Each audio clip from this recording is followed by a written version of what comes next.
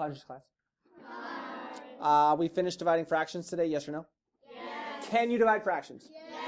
Give me a one-word definition for inverse. Opposite.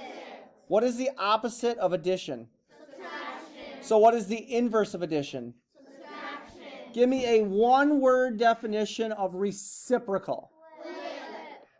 If you found the reciprocal of 2/3, you would get what? Which is 2/3 flipped over, right? Yes. On the count of 3, we're going to read this together. 1, 2, 3. When dividing fractions, flip the second and multiply. So let's take that and let's do 3/4 divided by 1/2. Can you divide fractions? Yes or no? Yes.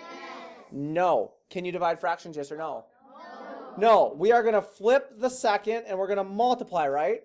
So if I flip 1/2, I get 2/1. And I change my division to multiplication, yes? Yes. So is 6/4 your final? No. Why? Because it's improper fraction. Is 1 and 2/4 your final? No. Why? You guys got it. Number 8. Can you divide 2 mixed numbers? Yes or no? No. 2 reasons. Number 1, we can't divide fractions. Number 2, we can't do any work with mixed numbers, can we? So we change these mixed numbers into what? Using what process? Once we had our new division problem, what did we do? We rewrote it with the inverse of 10/4, right?